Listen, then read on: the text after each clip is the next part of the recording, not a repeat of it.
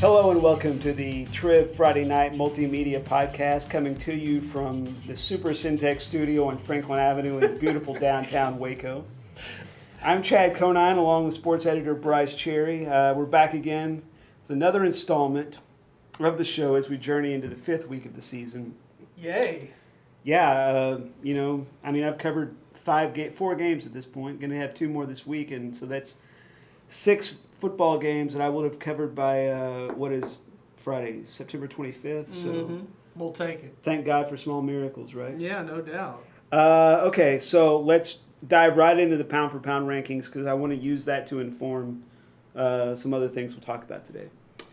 Yeah, so no changes, and I'm going to use that as a little bit of maybe a criticism against the state rankings, the Texas football rankings, which those guys do a great job of covering the state.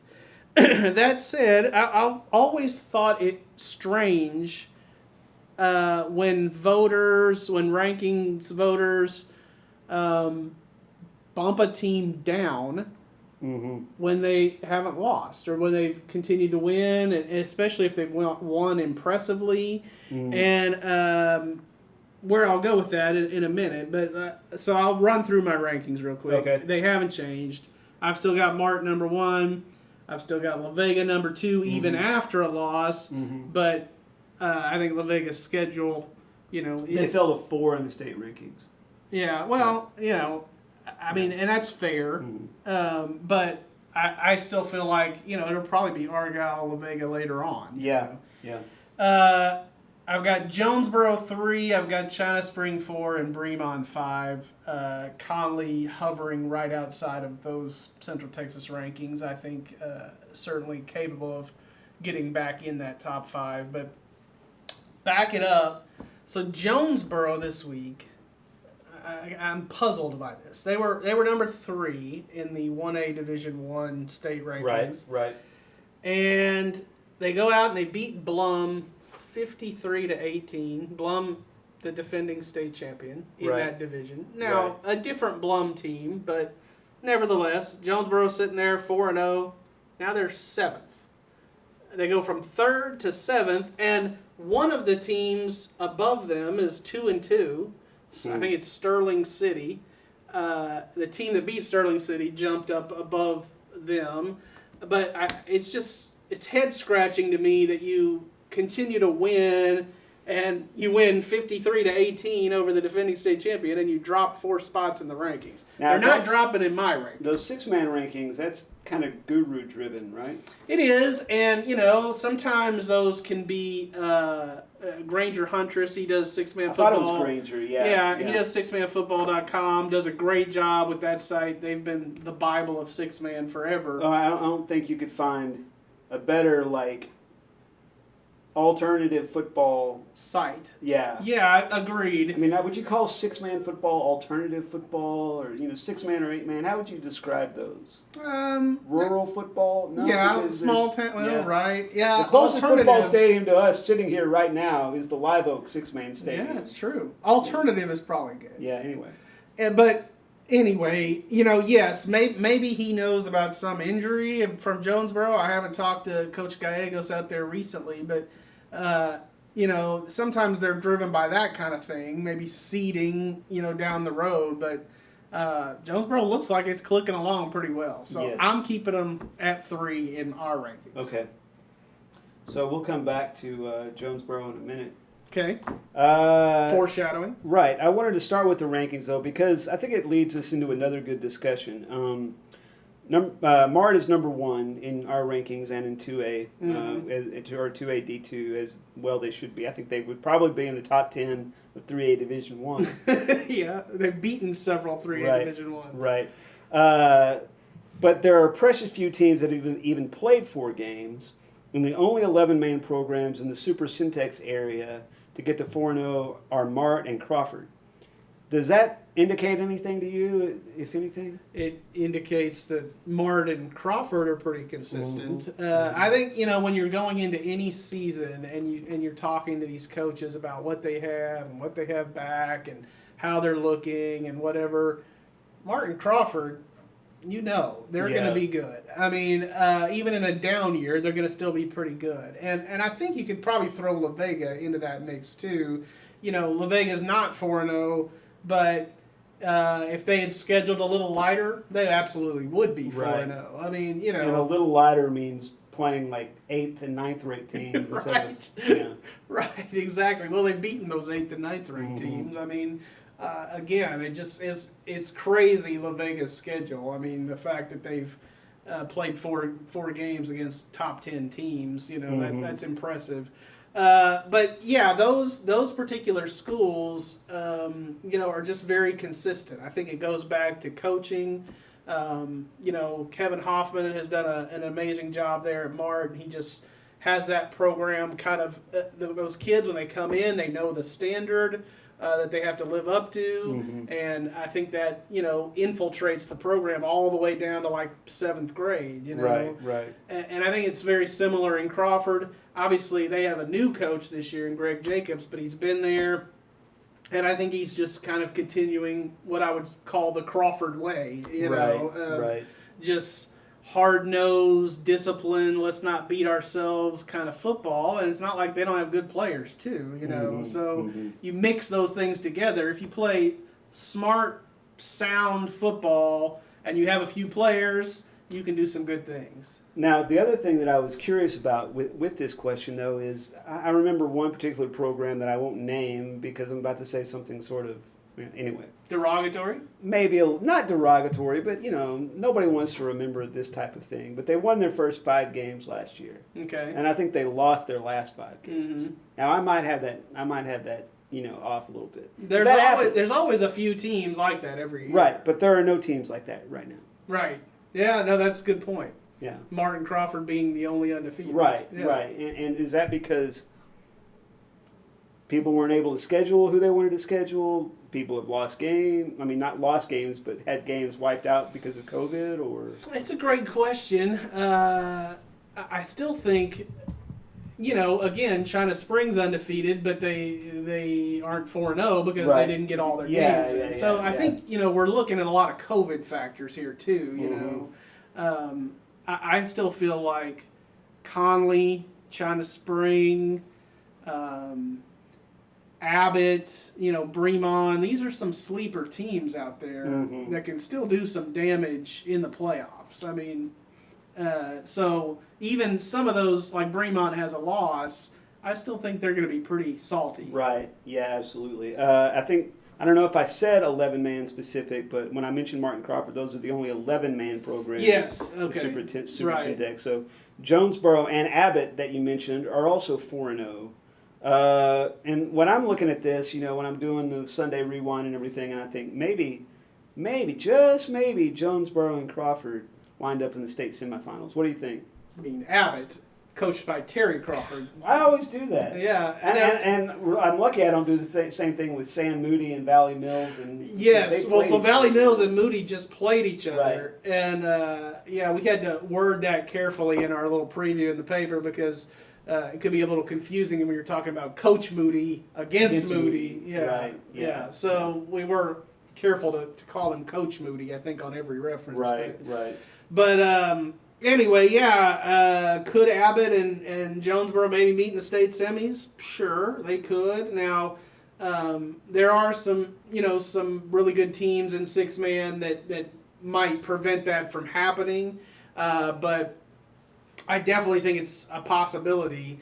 To me, Abbott is resurgent, and they're having a great year. They are also very reliant on Caden Johnson. I mean, and you could say that maybe about a lot of 6-man teams. Well, you could say Jonesboro looks pretty reliant on Brandon Amelka. Yes, but they've got Sean Hernandez and Wade Foote, and I feel like they spread it around a little bit more. Caden Johnson right now is sitting at 1,161 rushing yards at this point in the season. Games. 4 games. I believe he's got about 500 more than anybody else in our area, at least in our stat leaders that we do in the paper. So, they've got to keep Caden Johnson healthy. But if he is healthy, I think that Jonesboro-Abbott clash is certainly on the table. Well, you've covered more six-man than I have, and you've watched it closer over the years than I have probably. Can one guy sort of elevate a team and bring other guys on him, kind of like you would see in basketball with one great, point guard or something? Absolutely, I think one guy can elevate a team. I think it's hard for one guy to win a state championship. I think, those teams that win it in six-man usually have one stud duck and then, a couple other pretty salty players to go along with him, Right. You get 2 or 3 pretty good players in six-man, okay, now you've got something, because then you can kind of fill in with just your average kids, I mean, six-man, one of the things I love about six-man is it's for all sizes, I mean, you might have a center that's 150 pounds, one of the other great things, and to me this is a story we've got to do at some point, but one of the great things about six-man football is that the centers, that everyone is an eligible receiver. And so a lot of times it's good to have a center that not only can, snap the ball okay, but can go out and catch it too. Yeah, he's kind of the safety valve as far as the passing option goes. Right. Absolutely. Well, let's shift gears again and go from our smallest schools to our biggest schools. University and Waco High start up this week. Midway has a scrimmage against Round Rock Thursday or Friday or maybe both. Yeah, JV's on Thursday. I think Friday is the varsity. Okay. But Midway starts up its season next week against Westlake, and that'll be a fantastic one to talk about next week. Boy, the star power in University's district, and then obviously in the District of Doom that the Lions and Panthers are going into with the likes of DeSoto and Duncanville, Cedar Hill. Yeah. It's just amazing. In fact, I was working on preview capsules, and I was doing another district that's a 6A district, and I was hard-pressed to find any D1 commits, right? And I had just done this Midway Waco High district, and let me give you some of the names here. Quarterback Caden Salter from Cedar Hill committed to Tennessee. Mm-hmm. Baylor fans that happen to be watching the Friday Night Lights podcast will know the name Roderick Daniels from Duncanville, 4-star receiver that's committed to Baylor. Mm-hmm. Duncanville offensive lineman, I think he's offensive line prospect. He plays on both lines. Savion Bird is the forecasts have him. They think he's going to pick Oklahoma, but he's also got Alabama, Baylor, and just the longest Power 5 list you can imagine. On his recruiting page, and then defensive end Shamar Turner from DeSoto has a similar list. Alabama, LSU, Texas A&M. Then you go into University's district, which was 5A D2, and first of all you got Aledo, the defending state champions, and maybe have a case for like the superpower in Texas right now. So. The Aledo Bearcats by themselves, that's a big name, right? But then they've got a kid named JoJo Earl, who's an LSU commit, and along with his teammate, safety Brian Allen, is also committed to LSU. However, the biggest name in the district is Burleson's coach is a guy named John Kitna, who you might remember from the NFL. His son, Jalen Kitna, is the quarterback for Burleson, and he's committed to Florida. So... First of all, I just wanted to get all of that out there. I think it's just good podcast fodder for one thing. But I am leading up to a question. If you were a high school coach, would you want to play in one of these spotlight, glamour districts? Or would you rather fly under the radar and get your motor running against some teams and then maybe make noise in the postseason? Look, I think any coach, if they're being honest, is going to say, give me the district that I can potentially win. I mean, when they're going and grabbing those packets like ravenous dogs on UIL realignment day, they're not excited when they see, oh my gosh, we got to go up against Duncanville and DeSoto and all these. They want a district that they can be competitive in. That's not to say Midway won't be in this district, but certainly it makes it such an uphill climb. I mean, I always remember one of the Johnny Tusa-isms that he always said, and he was specifically talking about dropping down a class and realignment, and he would always say, Brice, I'd much rather be a big fish in a small pond than a small fish in a big pond. Very Tusa way of saying things, but made sense, and I think, again, if you're being honest, you're going to want to play, would Midway rather play Temple, Belton, Conine than Duncanville, DeSoto, Mansfield, all these schools? Sure they would. Right. Let's be honest about it. But all that to say, can those other, stud schools make you better and challenge you and sort of force you to get better?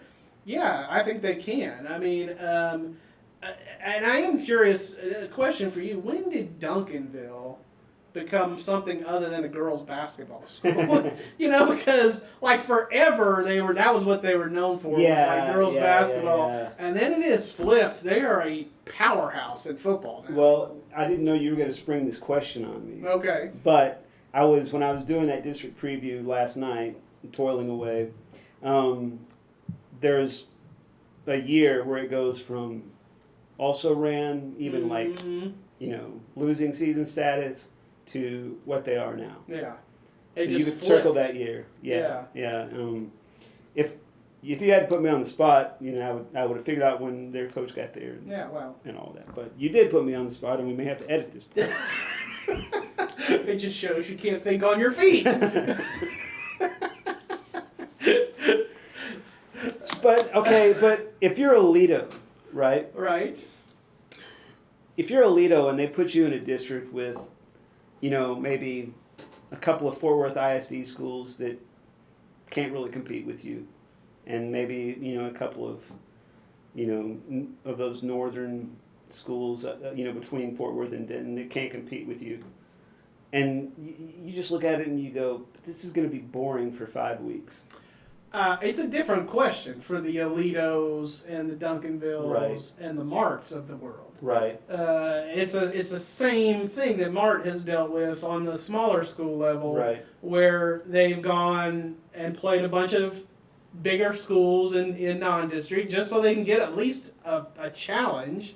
Then they go into district and they beat everybody 45, 50 to nothing, and I've talked to Kevin Hoffman many a week leading up to those little games where we're doing a little preview on Mart versus Hubbard or Mart versus Dawson, and this is no slight on these other schools. But they're just not in Mart's caliber, right? And he was struggling in Mart's caliber, and they're two divisions up, right? Yeah, he was struggling to because coaches have this sort of built-in thing where they've got to praise up the other opponent, and he would struggle to do that with those schools, because when you're an Alito or when you're a Duncanville or when you're a Mart against certain schools, unless you just absolutely screw up everything, you're going to win, and probably win convincingly. Right. Another interesting take on this is that you mentioned the Temple Conine district. Now, 12-6A. Right, 11-6A, 12-6A, which means they meet in the first round of the playoffs. That'll be fun. Yeah, and with the way they're backed up this year, right? I don't know if our viewers are aware of this, but the 5A and 6A playoffs are going to start in early December, and they're going to run into January. There will be playoff games on December 24th and 26th, right? Now, if you finish fourth, or you don't finish fourth in a 6A district, you either finish first or second in D1 or D2, right? But if you're a second-place team in either division, you got a lot better chance of playing to Christmas than you do if you're a first-place team in either division in 12-6A. Agree or disagree? Yeah, I agree. Yeah. I think I understand the question, but you were breaking it down for me the other day in terms of a potential Midway road through the playoffs. Right. And If Midway gets in the playoffs, which I think they just, I think that district championship streak is probably in jeopardy. Duncanville is the team to beat in that district by far. But can Midway get back in the playoffs? Absolutely, I think they can. And then they're seeing their old buddies from so I think they can probably beat Temple or Belton or those schools in the first round, and then you're looking at who would they play in the second round? We were talking about Northern DFW type of team. Yeah, so McKinney or Garland or something. Right, like that. Mesquite. Teams they've seen in the playoffs before and gotten past. So. It's going to be different this year where usually making it to Christmas means making it to the state championship game. This year making it to Christmas, still a good run, but it's third round. Yeah. Well, I've got one more story to tell, but I'll save it for next week. I think you just got an important phone call. John Bechtel from Fairfield. Oh, I thought it said Mac Rhodes from. No, it was John Bechtel. So well, maybe we can tell the story. I could have brought John on the podcast. That would have been fun. Same thing a couple of weeks ago when Kwame Cavill from Waco High was calling. Yeah, so just to let our viewers know, we really do talk to these coaches. I mean, it's not something we make up. So. Excellent. Well, that's a wrap for another week. I'll save my good story for next week. All right.